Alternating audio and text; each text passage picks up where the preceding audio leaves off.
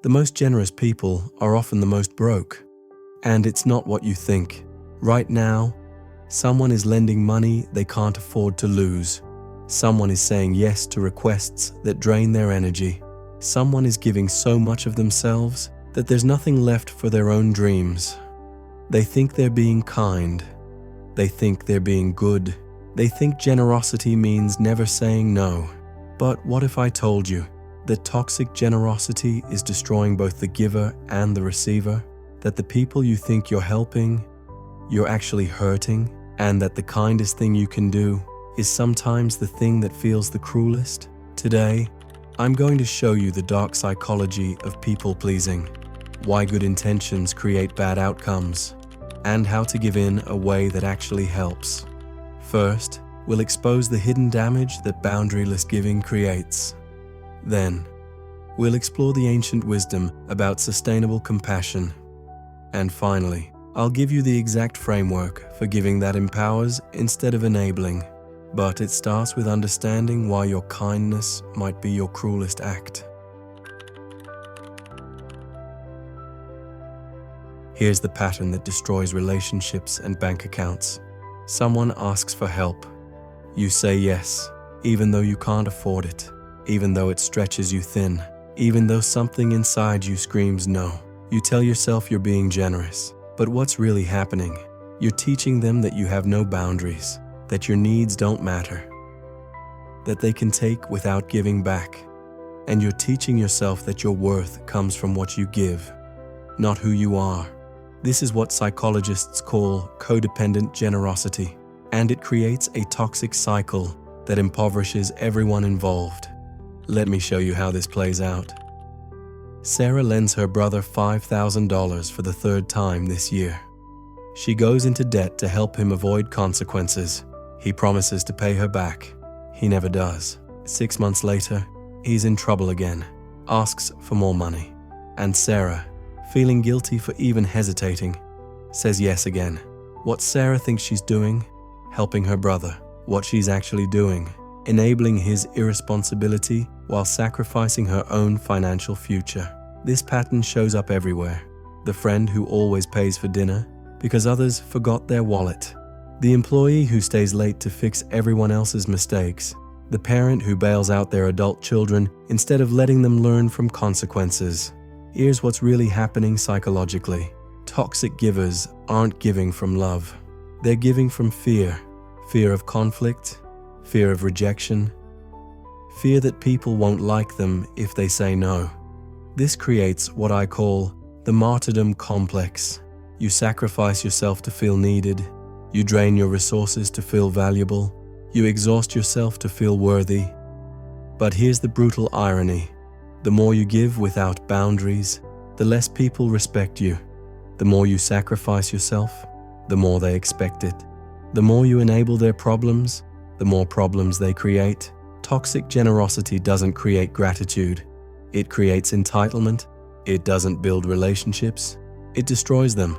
It doesn't help people grow. It keeps them weak. And meanwhile, you're getting poorer, more exhausted, more resentful, wondering why good people always finish last. Understanding why this happens, why kindness becomes cruelty, requires us to examine what the wisest humans in history discovered about sustainable compassion.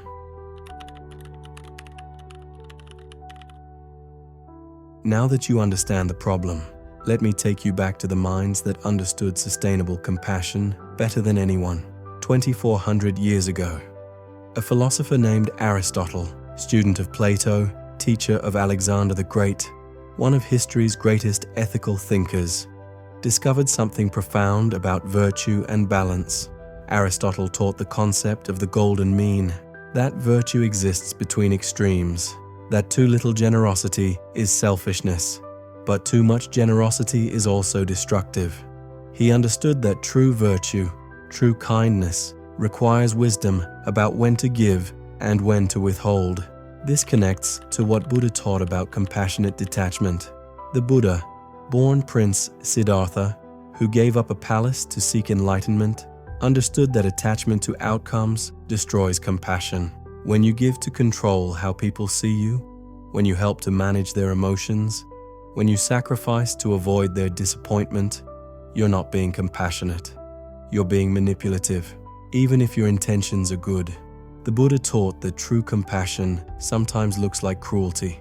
Sometimes the most loving thing you can do is let someone experience the consequences of their choices.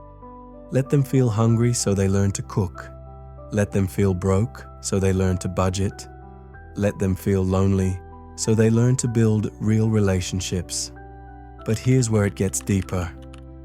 The Stoics understood something even more profound.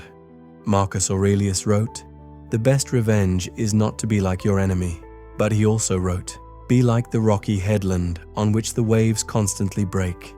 It stands firm, and round it the seething waters are laid to rest."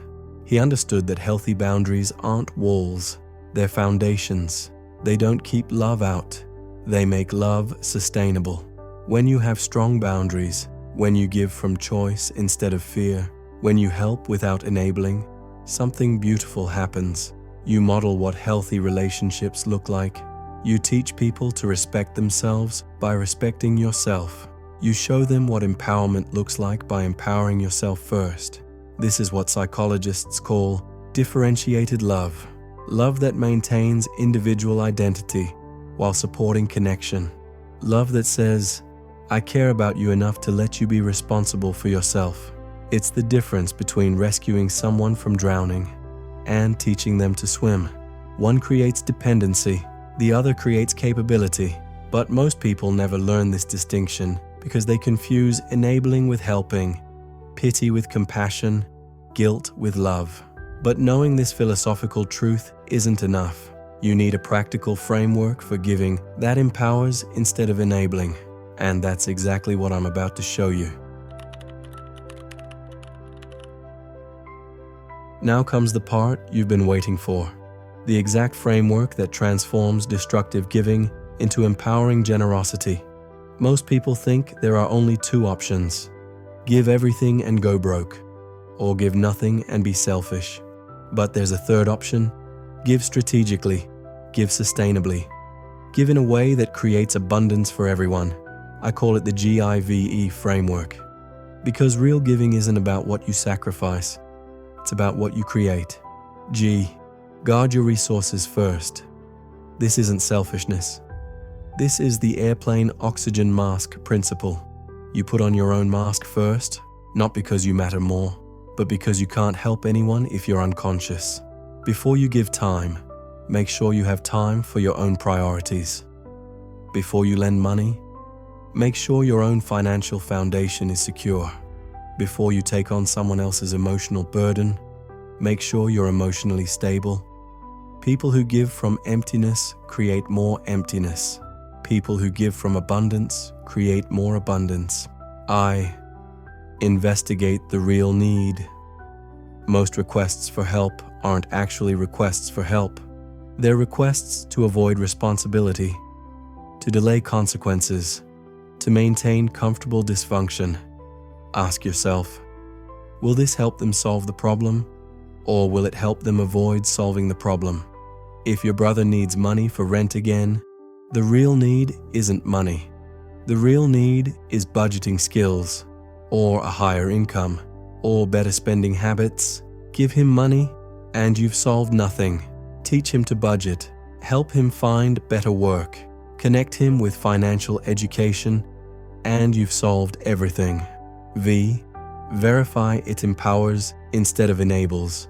Empowerment increases someone's capability. Enabling decreases it. Empowerment says, "I believe you can handle this." Enabling says, "I don't think you're capable, so I'll do it for you." Before you give, ask, will this make them stronger or weaker? Will this increase their skills or decrease their motivation? Will this build their confidence or their dependency? If the answer is weaker, less motivated, more dependent, then your kindness is actually cruelty. E. Establish clear boundaries and expectations. Healthy giving has conditions, not because you don't trust them, but because clear expectations create respect. I'll lend you this money, and here's the repayment plan we both agree to. I'll help you with this project. And here's what I need from you in return. I'll listen to your problems, but I won't solve them for you. Boundaries aren't walls. They're the foundation that makes genuine relationship possible. Here's what happens when you master this framework. You stop attracting people who want to use you. You start attracting people who want to grow with you. You stop feeling guilty for having needs. You start feeling proud of modeling healthy behavior. You stop enabling weakness. You start empowering strength. And the beautiful irony? When you give less recklessly, you can give more meaningfully. When you protect your resources, you have more resources to share. When you set boundaries, you create space for real generosity. True generosity isn't about giving everything to everyone. It's about giving the right things to the right people at the right time in the right way. So here's my challenge for you. And I want you to answer this honestly in the comments. Think of a time when your generosity backfired, when your help made things worse, when your kindness created more problems than it solved. What would you do differently now?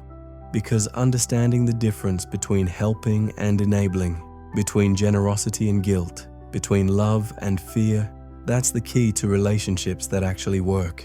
Remember, you cannot serve from an empty vessel. But when your vessel is full, when your boundaries are strong, when your giving comes from choice instead of obligation, that's when you can truly change lives. The goal isn't to stop giving.